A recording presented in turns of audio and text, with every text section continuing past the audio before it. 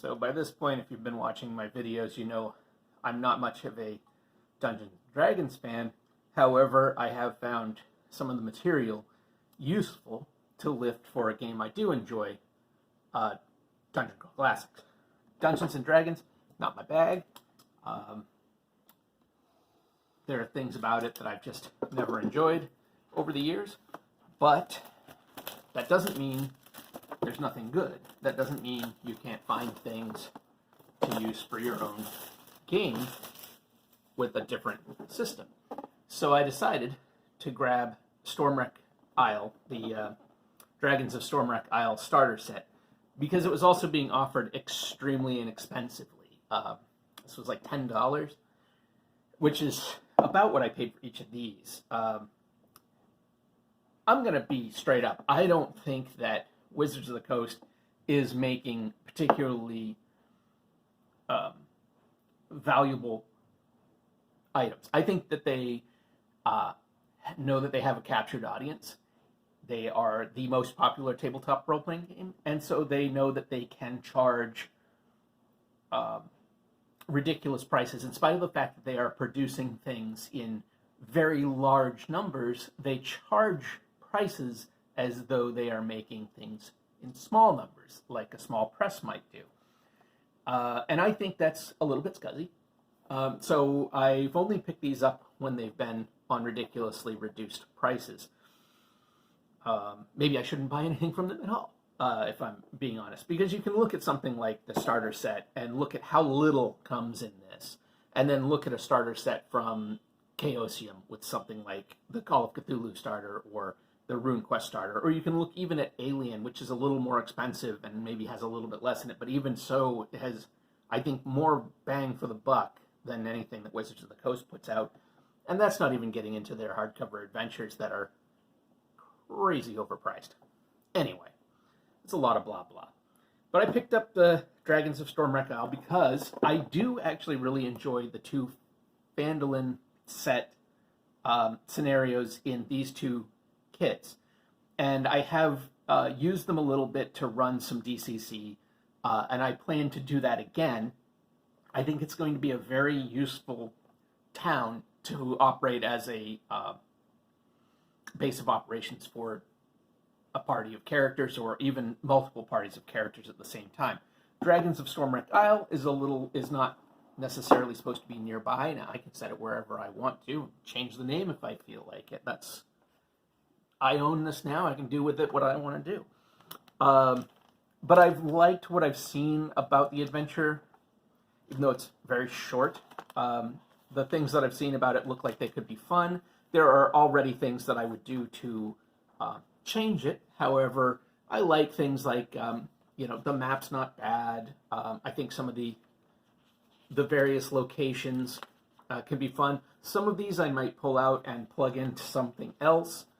Some I might use as is. I might run a modified version of this scenario. I do like that this scenario, unlike a lot from D&D, feels a little more focused. Like they've turned kobolds into a dragon-related thing. I don't remember when that happened. I think it might have been 3rd edition. I don't know. But this is about dragons, so instead of having randomly goblins thrown in or some other critter, they have kobolds, which are related to dragons. That makes sense. Even having some of the other odd creatures in here kind of makes sense. You've got a cave, you've got the mushroom people. Okay, cool. You've got or bugbear. It's just a random, wilderness encounter. I mean, I don't know how random it is, but it's a wilderness encounter. Okay, there's a wilderness creature. That's fine. But the things feel like they're a little more on theme.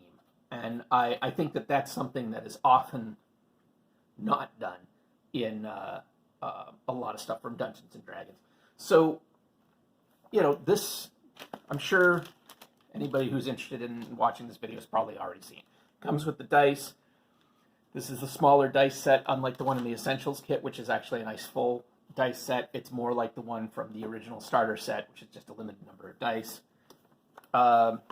It has some blah blah here, self-referential ads, I guess.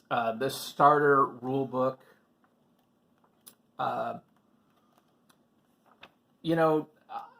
Dungeons and Dragons is most people's intro to the hobby, and that's always thrown me a little bit because I really don't think this is a very good game to introduce you to the hobby. But it has been successful in its way over the years. Yeah, and as people point out, this is a box, it's this big, and half of it is full of a cardboard thing because they made the box much larger than it needs to be, or they didn't fill it with enough stuff, which is more what I would say. It comes with pre-generated characters.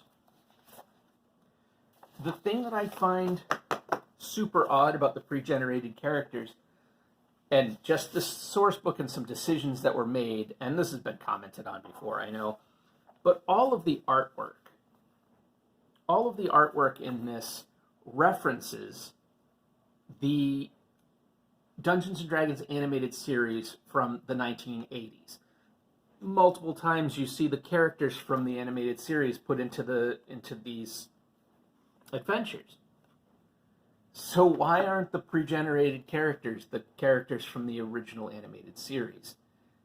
That it's that level of baffling thought.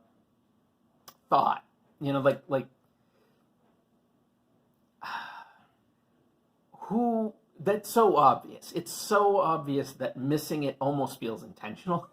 And if the decision was made not to, just like, why would you do that? It's like, are you purposefully hostile? It's weird. It's weird. But anyhow, I know that sounds super negative because I am kind of negative about them as a company. And honestly, and this goes way back, I think TSR was a crap company. I'm going to just be straight up. I think they were not a very good company. There's a reason they went out of business. There's a reason they were bought by Wizards of the Coast. And I think that Wizards of the Coast may have started out with a good, I think they may have started out meaning well, but I think that certainly by the time they were bought by Hasbro, I don't think that that's any longer the case. And I think the decisions they made, they know.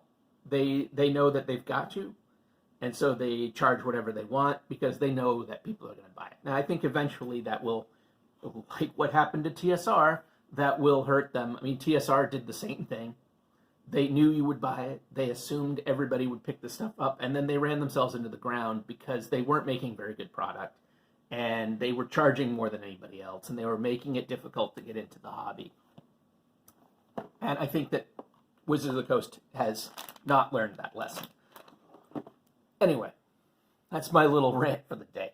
I do expect to take elements from Dragons of Stormwreck Isle and mix it in with some of the elements from these boxes, as well as some of the other stuff that I have. I am putting together I don't want to call it sandbox because I don't know that that's how it will play out, but I'm putting together a sort of playlist of modules and adventures and settings and locations and random encounters that won't be so random for a game that I hope to run perhaps in the new year. I'm really not sure at this time. But this will just be another piece in it. At the $10 rate, I feel like, $10 is about the price you pay for a lot of Dungeon Crawl Classics modules. I will pay $10 for this, which is what I'm really doing. The rest of this stuff,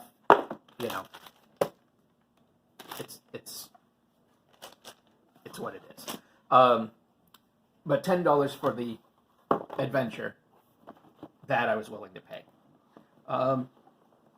If you take anything from this, it's only buy the stuff when it's cheap.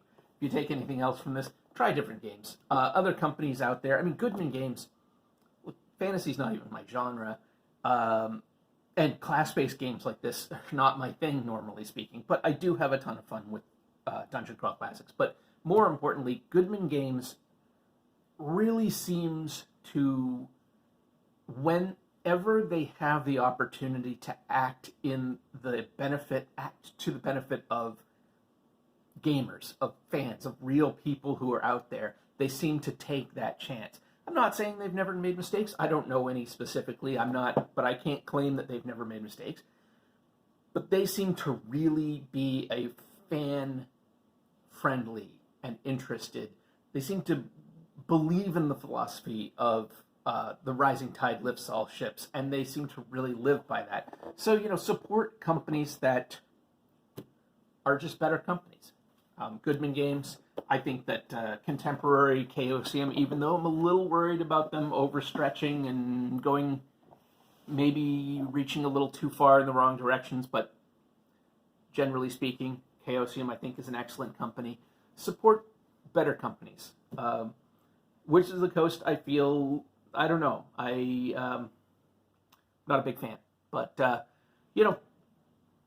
for this cool little adventure, nice art. They always get good art. They've got the money. They buy the art. But yeah, I wouldn't pay more than $10 for it. I'll tell you that. All right, take care, everybody.